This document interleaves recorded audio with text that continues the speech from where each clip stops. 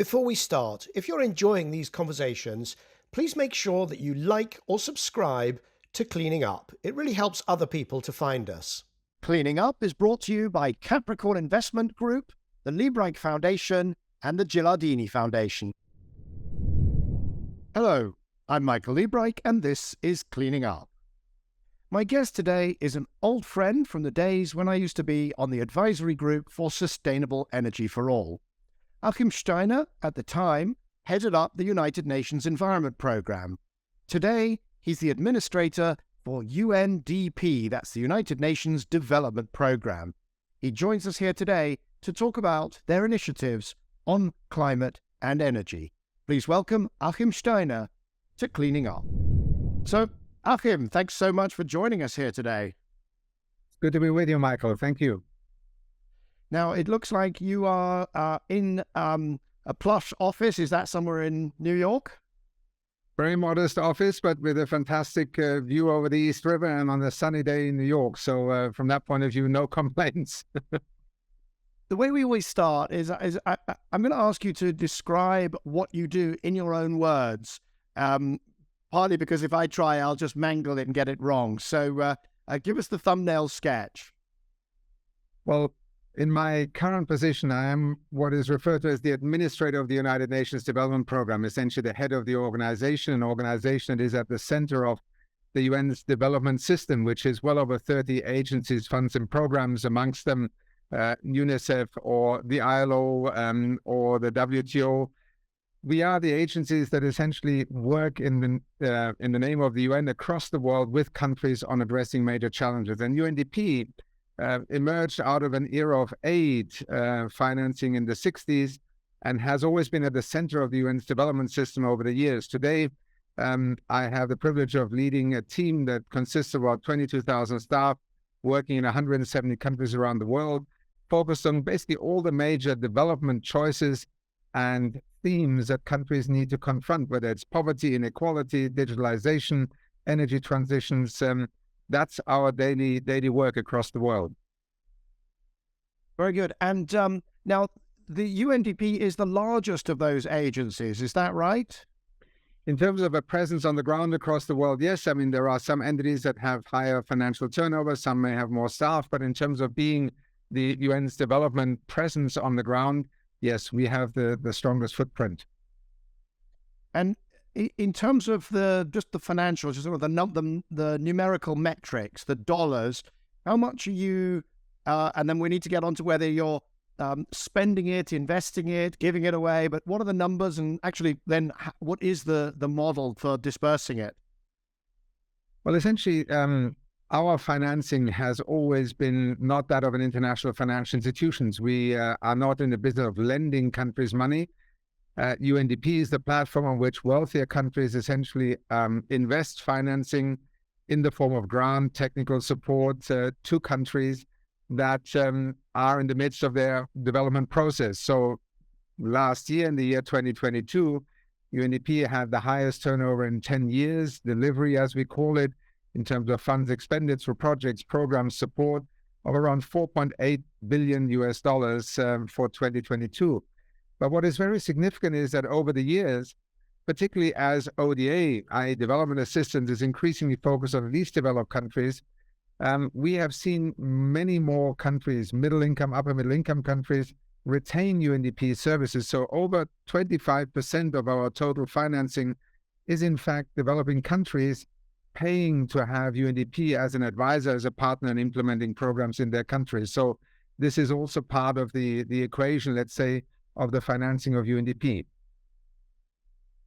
So just to be clear, you used a word there, invest. You said this is the more developed countries, the wealthier countries investing, but actually they're not investing at all. That would be the World Bank or lots of other programs that do investing. This is actually grants and development work. So studies, research, etc. Is that correct? Well, I use the term investing very deliberately, and I acknowledge that, yes, in traditional financial sector terms, that means you lend somebody some money or you invest in something and you want your investment back.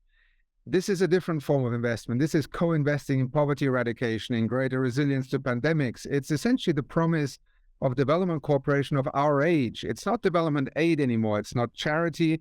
It's not just a transfer. It's the realization also with the Sustainable Development Goals, clearly pointing us to the fact that if we don't invest in one another's capacity to address these great risks to our development, then we will all be victims of these failures. And that's why I deliberately use the term money that is transacted through UNDP is also a co-investment in the development of others, but also in the well-being of those who provide those funds. Presumably it's an investment in the sense that if those countries then get onto a good development path, that their economies will grow, then we will benefit through trade or through other opportunities from that. So in a sense, it is a financial investment, but one with a very loose linkage. Is that part of the theory?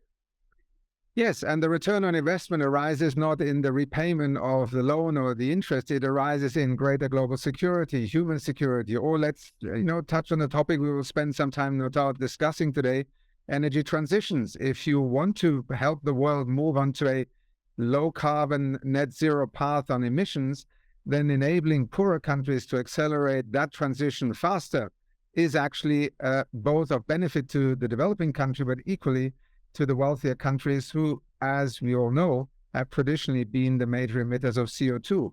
It's a different investment proposition. It's a different way of measuring return on investment. But ultimately, the logic applies. We're all better off if we reduce the vulnerabilities and the inequalities across the globe. You're doing my job for me because you've sort of done the segue into climate, clean energy. So cleaning up is about leadership in the age of climate change. And so I want to drill into this question of why you focus on anything to do with climate and energy. Why is that one of your priorities? Not why you should be bothered at all, but why do you consider it a core priority for UNDP to see things through the lens of climate and clean energy?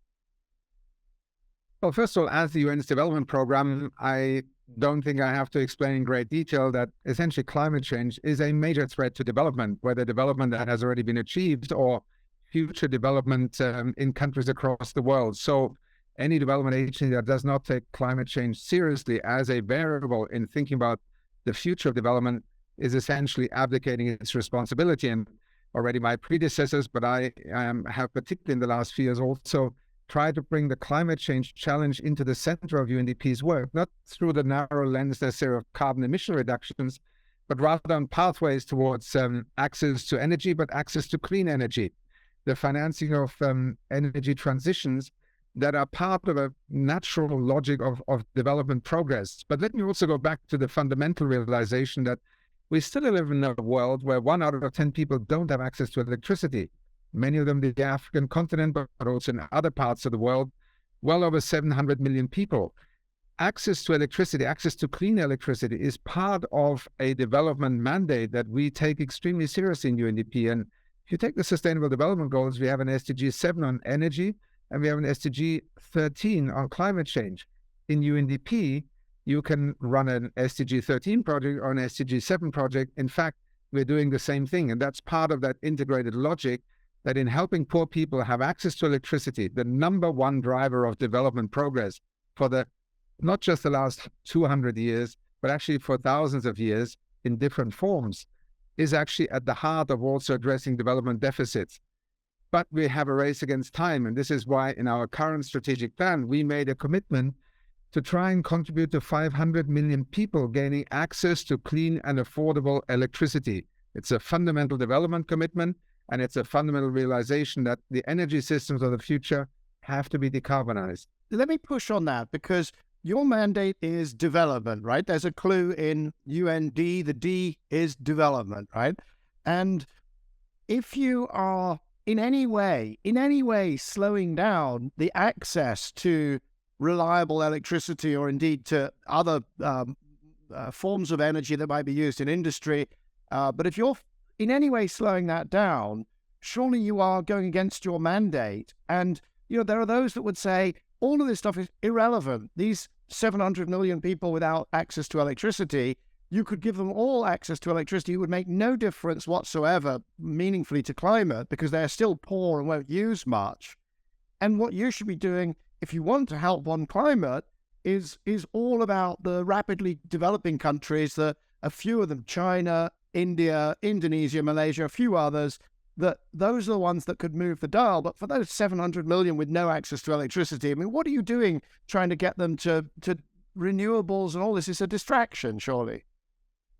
Well, your assumption or presumption is that we can't do both, and we have been doing both. We have been engaged, for example, in China for the last 15 years in helping China to develop its hydrogen economy, not so much as an institution that is working on the technology end, but rather helping to create a development context with universities, with the private sector, with local government, for example, in running bus fleets, and also national research institutions, in order to allow the kinds of technologies to emerge that could add to a further, let's say, pathway to decarbonize China's energy systems. We are very actively engaged, sometimes actually as a partner who is also learning and benefiting from India's extraordinary commitment to, by 2030, install 480,000 megawatts of renewable energy infrastructure, just as we are concerned, for instance, about a continent like Africa, where to this day, only 600 to 700 million people have access to electricity. Let's assume for a moment every African by 2050 will have access to electricity. That's somewhere close to 2 billion people. That would add more people to the electricity grid, globally speaking, in the next 25 years than China has in the last 50 years. So again, here is a question of not thinking about the future in terms of the present or the past. Look ahead. And this is Future Smart UNDP at work. It's been very much my focus to think about the future of development, anticipate where the great shifts, transitions will take place, and not to simply focus on those who have the highest carbon emissions or the most poor people. The UN Development Programme is engaged in all of these countries because, in fact, we are relevant to their choices and decisions. Maybe let's come back to this question of the mission to get clean energy versus not clean energy. We've jumped ahead. I think first, let's hear about some of the programs that you run, some of your initiatives, because I think that will flesh it out for our audiences, of course, very smart, very switched on, but they may not be familiar with all of the initiatives that you run. So can you give us some of the major blocks that you work on, how you disperse the money, how you accelerate development in these countries? Sure, and let's take a bit of a timeline. 15 years ago, we were part of the, let's say, international institutions that were, pioneering the proof of concept, the notion that somehow for developing countries opting or engaging in a renewable energy infrastructure path would somehow be too costly, would slow down their development. So many pilot projects, particularly supported through the Global Environment Facility, where countries invited UNDP to be their essentially R&D partner, were at the core of our portfolio. Over the years, increasingly countries have begun to see the economics, the viability, in fact, the shortcut to access to energy. So we now are developing programs that first of all begin with the de-risking. It's not just public finance, it's not just aid finance or development corporation finance, it's the private sector that needs to become a major investor in helping countries to expand energy infrastructure. How can we help them to de-risk an energy market, deal with often post-colonial legislative frameworks, state monopolies in the electricity sector, and make it more viable to actually attract private sector investment? And again, I mean, India is a unique economy in many ways, but most people don't realize that India is investing private sector finance, or essentially leveraging private sector finance, for virtually all of that 480,000 megawatt energy infrastructure, renewable energy infrastructure that's invested right now. The IEA just came out with a figure that said, somewhere around 380 billion, I think it was, were expended in 2021 on renewable energy infrastructure. Do you know how much of that was actually invested in Africa? Just 13 billion. That's 3 or 4% of the total.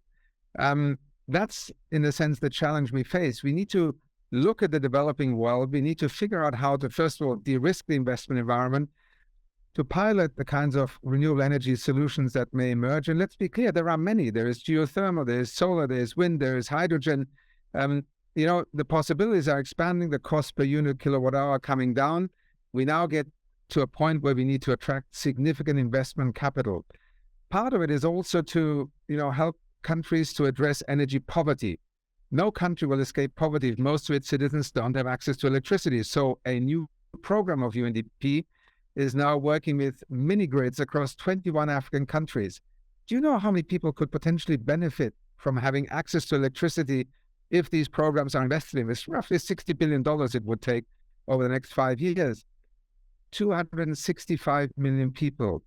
That's the kind of transformative renewable energy infrastructure that we're working towards. And on top of that, Michael, let me just say, we work very much with a focus on the countries, but because we are in so many countries, we also contribute to a global public good, the ability to advance on addressing climate change through development answers. And that's why we developed 2.5 years ago the Climate Promise, which was our commitment to help 100 developing countries to update their nationally determined contributions, their national climate strategies, with more ambition in the lead up to Glasgow. We are now engaged with over 120 countries in turning these national strategies into investment plans. That's the kind of work that we believe is ultimately most likely to give developing countries the confidence that the future of net zero is in fact not slowing down development. It's the only way for them to go in the coming years. And that Climate Promise program, does that operate across mitigation only, so avoiding the use of fossil energy, sort of the leapfrog to clean, or does that also cover adaptation? Well, I'm proud to say that UNDP already, since a number of years, has a 50-50% approach to this portfolio, in part because in so many developing countries, we are seeing the urgency of having to adapt to climate change. And frankly, in my years when I had the privilege of leading UNEP, the first adaptation gap reports were published. And to me, it was an eye-opener of how much money, how much development funding that countries would normally invest in infrastructure, in modernization, now has to already be diverted to simply deal with adaptation needs. So in many ways, it's an extraordinary tax on development because for reasons that have largely to do with others' decisions, emissions track records, many countries in the developing world now have to invest in simply staying in the same place. And if we watch the news over the last 2 or 3 years, the number of extreme weather events that are increasing, the amount of damage that is being recorded, it just shows to you what a tragic moment we have reached, essentially having waited for too long and now having to divert an extraordinary amount of money that first of all could go to basic health infrastructure, education, or indeed investing in energy infrastructure, access to energy, and essentially now having to be diverted to maybe dealing with the risks of coastal zone flooding, of extreme flood events, of droughts. And that's the story of development also in the year 2022. So if we just pause a second and take stock, so just to make sure mainly that I've understood and make sure that our audience is keeping up. So you've got this 4.8 billion a year and you're spending it. The countries, it sounds like, are also commissioning you. So there may be some of that money, most of that will come from the developed world, but maybe some of it is coming from the countries themselves. And you are helping them to develop their national development strategies, not only, but including climate strategies, if I'm right. And then Correct. You are also, in a sense, pump priming some of those developments with grants and disbursements of funds. Yes, that's right, Michael. Very good. Can you give us an understanding within all of that, how substantial are climate and energy programs or infrastructure, the kind of the net zero?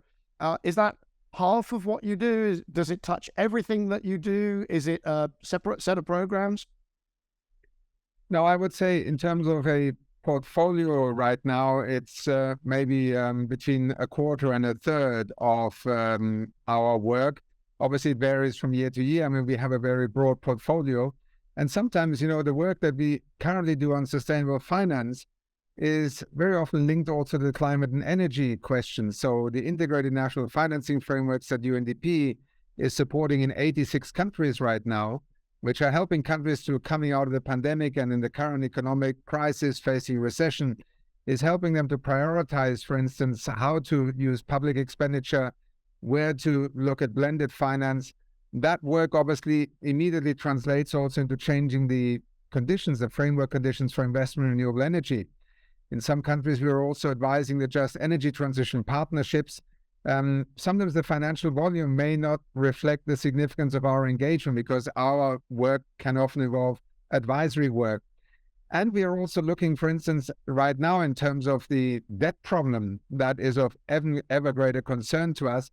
How could that restructuring, the injection of liquidity, and as the Secretary General has called for an SDG stimulus to help the world come out of this crisis, also leverage more investment in clean energy transitions, for instance, through debt for climate initiatives on a significantly larger scale.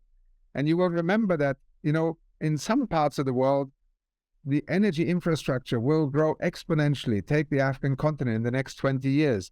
If we don't step up now and find ways to mobilize capital, investment capital, concessional loans, and also, yes, grant financing, then we're essentially condemning many African nations to having to go to the lowest bidder. And unfortunately, as we have seen, the financial markets, the energy sector is still one that is largely a product of the past rather than of the future.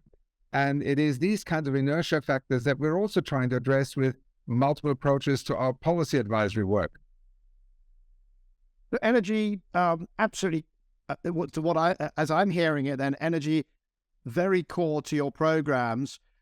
You come from a long tradition, by the way, of cleaning up guests who have seen energy really as the kind of red thread that runs through development work. That's Ban Ki-moon, that's Kande Yamkela, Rachel Kite, Damilola Ogunbiyi.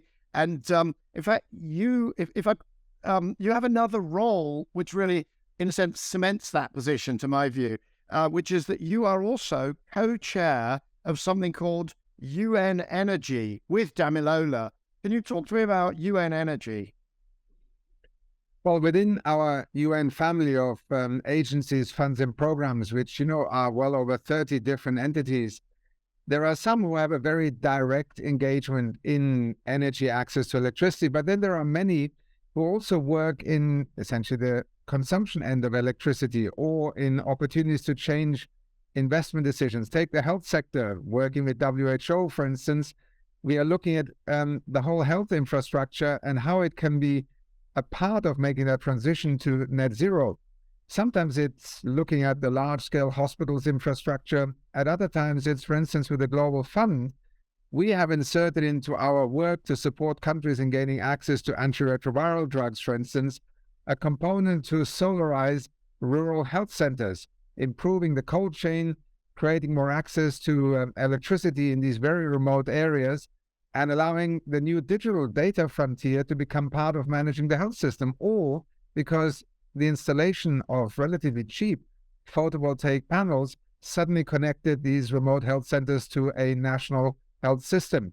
So in UN Energy, what we're trying to do is, in a sense, take these different threads with which all our agencies work, FAO, for instance, but also UNIDO, and see if we can find areas in which working more deliberately and by design together, we can actually achieve greater impact. Now, if I was to be provocative, I hate doing that, but isn't this really doesn't this just highlight the dysfunction of the UN, really? The fact that you've got to have UN Energy coordinating, because you've got UNDP, and you've described the programs there. You've got UNIDO, the United Nations Industrial Development Organization, which, I don't know where development stops and industrial development starts. You've got the 5 ECOSOC organizations, the environmental commissions, with the African one, the ECA, but you've got 5 of them.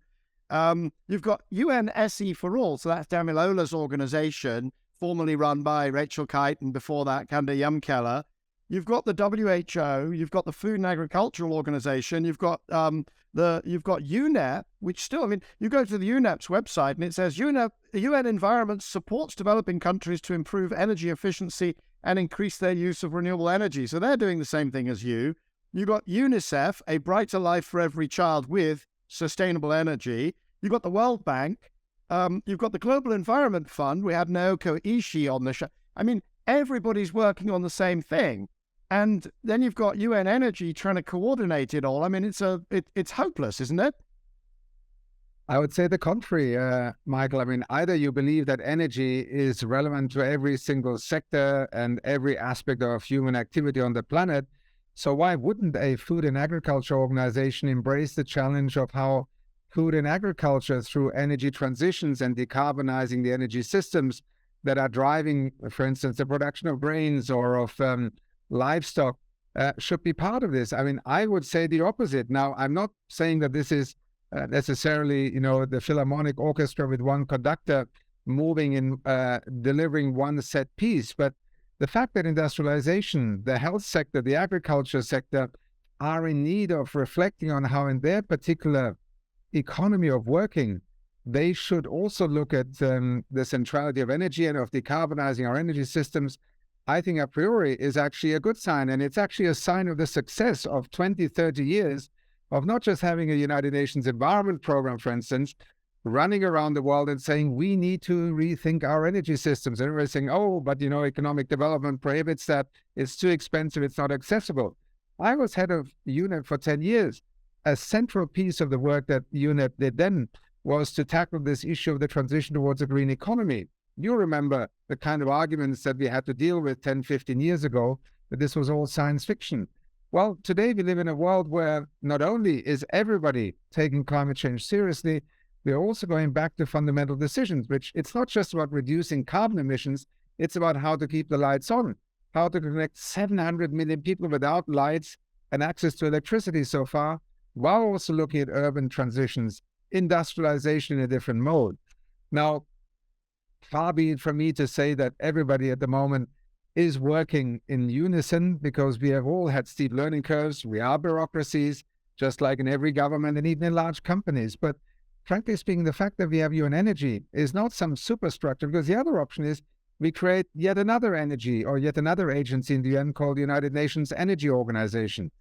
Do we really need to create for something as transversal as energy another organization, or does every institution in every sector in which it works need to take seriously the decarbonization challenge combined with the equity challenge and priority, which is access to electricity? So that would be my response to you. It's actually a sign of success rather than of failure, notwithstanding that not everything is as it should be. And, my ambition in leading UNDP to become a central player in this area of energy and development is precisely our ability to help countries to accelerate in a equitable and sustainable way a massive leap forward, because otherwise our objectives in the Paris Agreement are redundant. They are no longer relevant to what happens next to humanity. And that's why each one of our institutions, I think, needs to be absolutely focused on climate change, but we in particular on energy and access to clean and affordable energy. Well, the last thing I think I would advocate is the creation of a new agency. Having been, as you were, we worked where we first met. We worked together on sustainable energy for all. In a way, that was going to be the one agency that coordinated them all.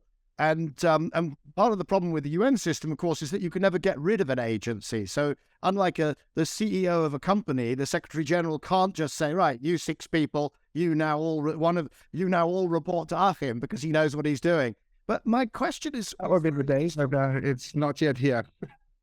So but my question is this: supposing I'm running a big clinic or a university or a private sector food processing company, and I have got a problem that there's either no electricity or it's intermittent and it's insufficient for me to, do my job educating students or treating patients or grinding the flour or whatever it is I'm trying to do.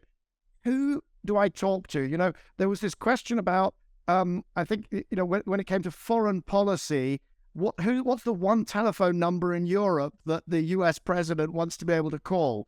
What is the one telephone number in the UN that those people should call? Because it sounds to me, well, I know there is, just this huge range. There are 30 or 40 different people that you could call.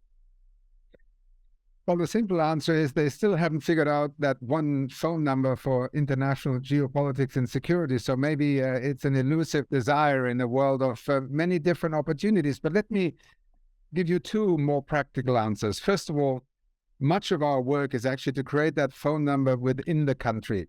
We shouldn't try to, service individual businesses or individual citizens somewhere from Nairobi, Vienna, New York, or somewhere else in the world with these kinds of requests. What we should be doing is building up government capacity to be able to provide information, work with the private sector. And, in the years that I was in Kenya, it was remarkable how quickly, Kenyan industry, through its associations and business, began to put up services, energy audits for individual businesses to show them how much money they could save through energy efficiency investments. The renewable energy, infrastructure and legislation in Kenya essentially made Kenya one of the major actors in the geothermal energy investment market and infrastructure market, because it has significant geothermal potential. And the largest wind power farm on the African continent was built in Kenya.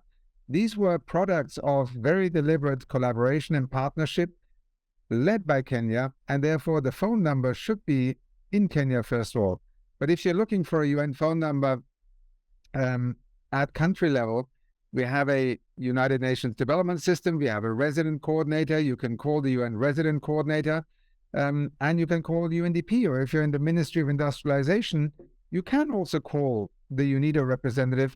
But ultimately, there are many ways in which you can access information. But I think the ideal point at which everything comes together is at the national level. And that's why so much of UNDP's focus is really to work at the national level to create more cohesive, more effective and responsive platforms on which you can then really accelerate transitions towards cleaner energy.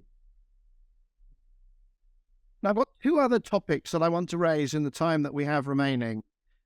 One is, now maybe that's one we'll take last, would be finance. And you've already touched on it, because a lot of these solutions, the clean energy solutions, they're very high capex, lower opex, and therefore they're very sensitive to cost of capital.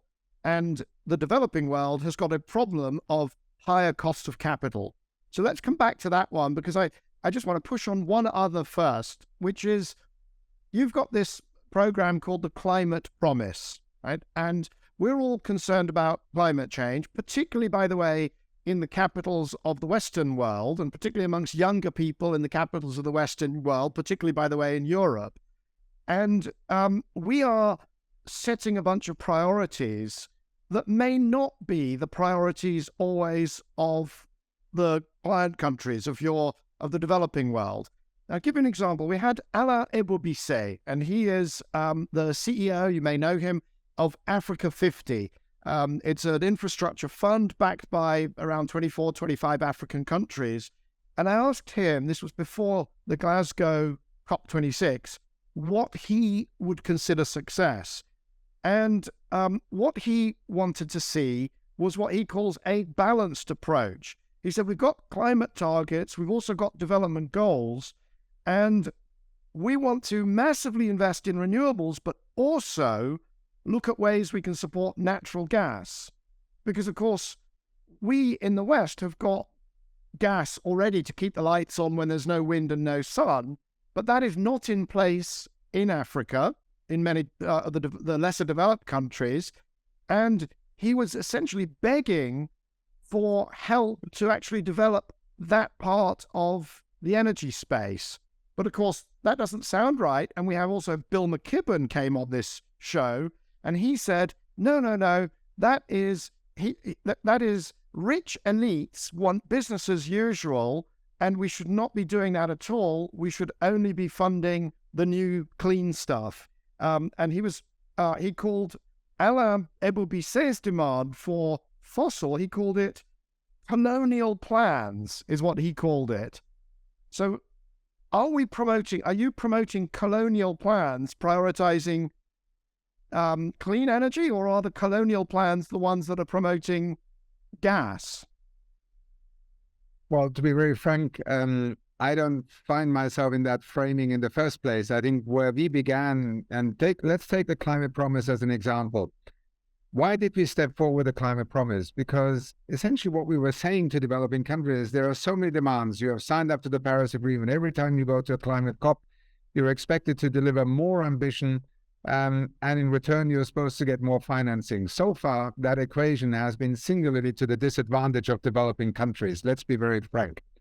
So these nationally determined contributions were extremely important for two reasons. First of all, the Paris Agreement had built into it a cycle of every 5 years reviewing the ambition levels in order to, over time, bring the exponentially needed curve of energy decarbonization in line with where the science and the IPCC were telling us this could happen.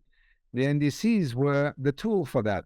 Many people thought, oh, these are just documents and they're written by consultants. No, UNDP saw an opportunity here to help countries write sovereign national climate strategies, not a report to the UNFCCC, but rather to use these as platforms in a regular cycle to reflect on how would the future of energy look like in their countries. In order to do so, we had to obviously step up the support because there were only 18 months.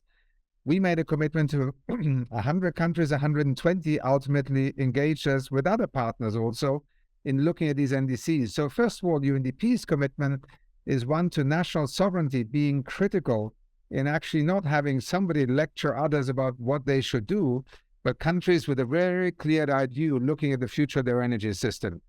I also refrain from telling African countries, you should or should not touch your fossil fuel resources, because frankly speaking, as we see around the world today, some of the greatest advocates of that are also some of the greatest producers of fossil fuels, including increasing their production. So the irony of this does not escape the developing world, frankly speaking. So where are we at right now? Well, our focus is we do not finance fossil fuel development.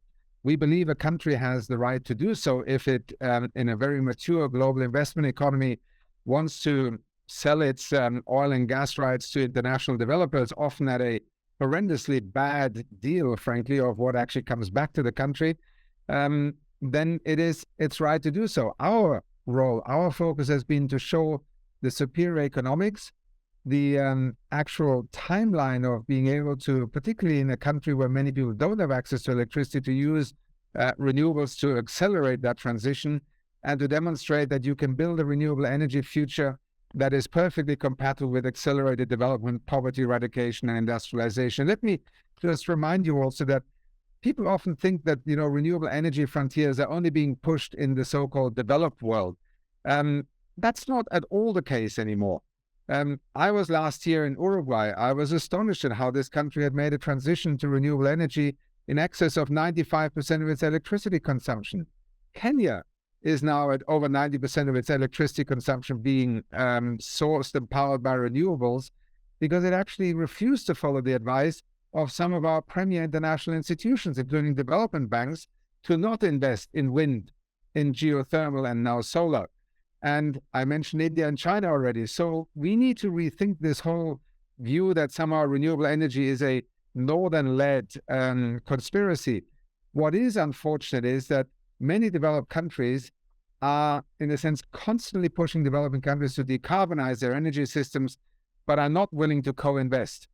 The shame of these 100 billion that were promised over a decade ago as part of this agreement to move forward together, not having been fulfilled, is just one of the most visible, egregious failures. And for those who continue to argue that, the developing world will not move faster if the North doesn't pay for it, wrong again. It's actually multiples in terms of hundreds of billions of dollars that developing countries are investing in clean energy while still waiting for the developed world to become an effective co-investor. We've got to stop asking developing countries to jump ever higher, ever faster, and then tell them, oh yes, and please, you can borrow some money here at slightly concession rates, which your taxpayers have to pay off again, when already we are in the midst of a global economic crisis, with debt problems being extremely dangerous right now. We need to go to the core of a financing debate about development, including about energy transitions, and to change the way that perceptions keep on distorting the reality of what actually is happening and what is not happening and why it is not happening. Again, you're doing my work for me, because you did a beautiful segue from the question of who's setting the priorities. And, you and I worked on sustainable energy for all. It is absolutely essential that the countries set the pace. It's got to be their priority. So I am with you on that. I asked the question in a provocative way, but I'm with you on that. In terms of the finance, isn't the big picture, though, that these countries need not 100 billion, but they need many hundreds of billions? I mean, the amount invested in clean energy and transportation last year, Bloomberg NEF, my old house, my old team, 1.1 trillion. And in the developing world, which is going to drive most of the emissions in the future, it's clearly got to be more than, it's got to be many hundreds of billions and ultimately even trillions per year to affect the change. That whole discussion about 100 billion, I mean, the number got to 86 billion in 2019. It's so close. It just seems a complete distraction. The real discussion surely needs to be, how do we get hundreds of billions, which are far bigger as numbers than anything that no World Bank, no governments can shift that sort of capital. So what is the actual solution here when we get beyond niggling about this program and that program, and you said this and it didn't have? How do you get hundreds of billions of dollars flowing? Well, Michael, as you said, first of all, hundreds of billions of dollars are already flowing. And, 90% of all new electricity generating infrastructure in 2022, I think it was, if 2021, was in fact renewable. So, we often speak about the energy revolution as if it's something in the future, and some people would like to present it as, science fiction. It's already happening, but it's happening very unevenly. And let me point to two areas in which finance needs to change. First of all, a promise made and not kept does not raise confidence levels. The 100 billion, frankly, is a floor. It's not even a ceiling anymore, and it's an embarrassment. But we began our conversation by talking about investment, and I made the point to you that people always equate investment to either somebody buying a stake in something and then being able to take their money out again, or you're being led, to the international financial institutions and asked to borrow money there that you have to repay. I'm actually arguing, first of all, that we need to come to a co-investment perspective. As long as the wealthier part of the world considers anything that it invests in the energy transition of the poorer parts of the world, we will remain in a very distorted aid and charitable approach to this, where one will always look at the other as essentially an illegitimate partner. The truth is that developing countries are already investing hundreds of billions of dollars. How else do we think that China would have achieved the significant renewable energy infrastructure that it now has in place? Or India, or indeed countries like Uruguay and Kenya and Morocco and Ghana, and we could go on. It's already also begun on the Latin and South American continent. Chile, Argentina, and others now are, very significant investors in this energy transition. But ultimately, one reason why we also established 3 years ago in UNDP as a Sustainable Finance Hub is that we need to get beyond this notion that this is only taxpayers' money that will finance this, or it's only public finance. That's why we established a SDG impact set of norms and standards to help countries go to the capital markets and raise green bonds, blue bonds, SDG bonds, basically accessing capital with these development objectives also being a part of it, and also to lower the cost of capital. The problem is that the 100 billion that we referred to earlier is actually still needed, particularly for the least developed countries, for the countries on, for example, the African continent or small island developing states, that when they go to the capital markets are paying punitive risk premiums in order to borrow money. Therefore, they cannot invest in these energy transitions. We have a very diverse set of players across the world, and you can look at them just in terms of their carbon footprint. It's one attempt just now with the Just Energy Transition Partnerships that's being explored. Can one help them to phase out coal sooner with more of a co-investment approach? Then there are poor countries that need to be assisted to, first of all, reduce the impact of lacking access to energy on poverty, but secondly, to pivot into a clean energy infrastructure future. And I always say, Africa will be 2 billion people by the middle of this century. If China's energy path were to be in the initial 30 years, Africa's development path, the Paris Agreement is irrelevant to what happens next. We have a vested interest from a development from a geopolitical and human security point of view, but particularly also from a decarbonization point of view, to co-invest with developing countries in pivoting towards clean energy infrastructure. And that is not because it's more expensive per kilowatt hour.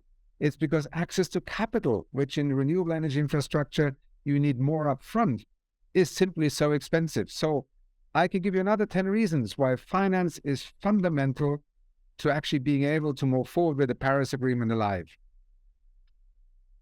Achim, we're very close to running out of time. A final question. With everything that you see going on in the world, this horrible aggression by Russia on Ukraine, populism and pushback, there are people who are not going to be listening to this because they don't, but who would consider all of this to be, evil socialist nonsense, and they're not far from the corridors of power in various countries. If you look at the trends, the acceleration of the impacts of climate change, do you remain optimistic? And if so, how? Well, let me be honest, being the head of the UN's development program at the moment is a very sobering and very frustrating experience. Our Human Development Report just documented last year that for 2 years running, the Human Development Index for the first time in its plus 30-year history has actually gone backwards. We find ourselves somewhere in the levels of development of 2016. So it's been a horrendous period, particularly for poorer countries and poorer people in countries. So that is very disheartening. But this year we will have an SDG summit halfway on the Sustainable Development Goals to 2030. And, many people are saying, oh, all these setbacks, the SDGs are no longer relevant because we haven't met the targets and indicators. Terrible, terrible, wrong conclusion. The targets and indicators are no longer relevant because we didn't plan with having a global pandemic. Now having this war on Ukraine with all its ramifications on global energy security. But let's also be clear, both the pandemic and this horrendous attack on Ukraine has actually sharpened the world's understanding of what many of us have been saying for years, that energy security, geopolitical security, human security are all tied together. The investment in a decarbonized energy pathway to the future, in renewable energy infrastructure, less dependency on fossil fuels, maybe has its greatest dividends, not even in the cost of electricity generation, but in wars avoided, in disruptions avoided that we are just living through right now. And the bottom line here is, Michael, we will come out of this crisis with many wounds and many scars, and who knows where we will be maybe in a year or two. But one thing I have absolutely no doubt on, the energy transition, the decarbonization of our energy systems has suddenly moved from second gear to third gear. Tragic that it requires wars and pandemics to drive that. We could have listened to sensible advice and made smart choices, but that's sometimes human history. So in a nutshell, I actually think we will perhaps get back to within range of a 1.5 degree world, simply because the degree of acceleration on energy transitions is now being driven by the very factors that we added on to the common sense factor of the last 20 years. And that makes me hopeful. And there you have touched on themes that I discussed with people that I know Nobuo Tanaka, former head of the IEA, in his episode recently, and then with Dan Yergin, the head of IHS CERA, co-founder of IHS CERA and deputy chair of S&P, just at the beginning of this series. So their themes very close to my heart, and I completely agree. We're in the midst of a clean energy acceleration coming out of these horrible situations. I'm afraid that's all we got time for. I just want to thank you for joining me here today. And hopefully we can do this in person again fairly soon. It's been a real pleasure, Michael. And let me just end, if you allow me, with perhaps one remark. People often are critical of the United Nations, but let me also remind the world, would we have been able to get to where we are without an IPCC, without the United Nations Framework Convention, without UNEP, without the WMO, without two Secretary Generals now, Ban Ki-moon and Antonio Guterres, making climate change a central part of their agenda of bringing the world together, without the work that we do as the United Nations Development Program in countries to help them decide for themselves what is their future of development going to look like, So my last plea is just to sometimes, in shining a critical light on where things go wrong, let's also sometimes take a step back and ask ourselves, are we actually making the most of the institutions and platforms we have for working together, for coming together despite our differences? And certainly on this topic, I think we have proven in the last few years that the United Nations promise is certainly a central part of that hopeful pathway. Thank you. Your closing point is very well taken. It's been good to be with you. Take care, Michael. Thank you. Thanks Bye-bye. very much. Take care, Achim. Bye-bye. So that was Achim Steiner, Administrator of UNDP, the United Nations Development Programme, and also Chair of UN Energy.